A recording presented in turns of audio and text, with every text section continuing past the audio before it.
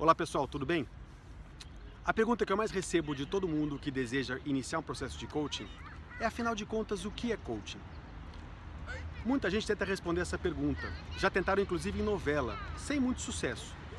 Eu gosto muito da definição de um grande coach chamado Henry Coetzee, um coach sul-africano que mora há anos nos Estados Unidos. Ele diz o seguinte: coaching é a arte de criar oportunidades para que o indivíduo escute a sua voz interior e desvende as conversas que tem consigo mesmo. O que isso quer dizer? Imagine todas as vezes que você teve um objetivo, um sonho, um projeto, uma resolução de ano novo, por exemplo. Agora tente se lembrar das vezes que você conseguiu e não conseguiu atingir esses objetivos. Em muitos casos, nós temos uma tendência de culpar algum fenômeno externo. Alguma coisa me atrapalhou, ou alguma coisa me ajudou, eu tive sorte. Mas na grande maioria das vezes, nós mesmos nos impulsionamos em direção ao resultado ou bloqueamos, sabotamos o nosso próprio sucesso. Isso através de um diálogo que acontece em todos nós num nível inconsciente. Através do processo de coaching, o coach faz perguntas poderosíssimas ao coachee para que ele desvende essa conversa, para que ele entenda o que está o ajudando a chegar nos seus resultados e o que o está impedindo. Qual a diferença então de um processo de coaching de uma terapia? A terapia, ela tem um objetivo principal de curar o indivíduo, solucionar algum problema existente no indivíduo, através da busca das experiências do passado. Através de perguntas também e de um processo terapêutico, o psicólogo vai ajudar o seu cliente a identificar de onde vieram os seus gatilhos, de onde vieram as suas dores, para tentar curar esse problema. Isso é muito positivo, muito útil para vários casos, mas é um processo que geralmente é demorado e, além de demorado, gera muita dor. Claro, muitas vezes com resultados sensacionais. A diferença do processo de coaching é que o processo de coaching não parte das eficiências do indivíduo, mas sim das suas potências. E também não olha para o passado, mas sim para o futuro. Como?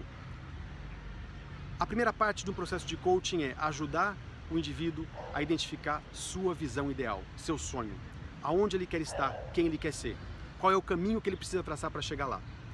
Após a identificação desse futuro, a segunda etapa é identificar não aquilo que o indivíduo não tem, mas aquilo que ele tem de melhor, as suas maiores fortalezas, os seus alicerces que podem impulsioná-lo a chegar mais longe. Basicamente é, se eu quero construir um futuro ideal, se eu quero construir um prédio muito alto, muito bonito, eu não posso construir sobre areia, mas sim sobre bases sólidas, sobre as minhas próprias fortalezas.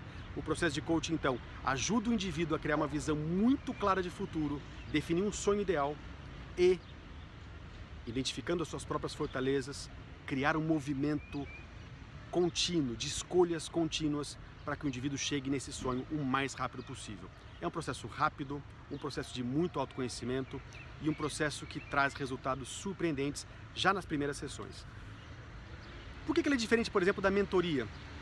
Porque na mentoria o mentor necessariamente conhece mais do assunto do que o mentorado. O mentor já passou por aquela experiência e ele ensina o mentorado a chegar lá através da metodologia usada pelo próprio mentor. No coaching, não. O coach não tem a pretensão de conhecer mais da vida, das experiências, das fortalezas do seu cliente do que o próprio cliente, o coachee. O coach, ele ajuda o coachee a identificar o seu jeito certo, a sua forma de chegar onde ele quer, sem julgamento, sem preconceito. Vou explicar isso de um jeito um pouco melhor. Quantas vezes você já recebeu um conselho na vida? Certamente você não consegue nem contar. E quantas vezes você ouviu aquele conselho e seguiu o que a pessoa te aconselhou a fazer? Essa você talvez conte nos dedos. Geralmente a gente não segue um conselho. O processo de coaching, e por que a gente não segue um conselho? Porque aquele conselho pode ter funcionado para a pessoa que o deu. Quando você dá um conselho a alguém, aquilo pode ter funcionado para você, não necessariamente vai funcionar para o outro. E muitas vezes nós damos conselhos de coisas que nem nós mesmos fazemos. Por exemplo, recomendar alguém que comece a praticar uma atividade física quando nós mesmos não a praticamos. No processo de coaching, o coach não aconselha o coachee a fazer alguma coisa. O coach ajuda o coachee a identificar qual é o jeito que, se ele fizer, ele vai conseguir ter resultado.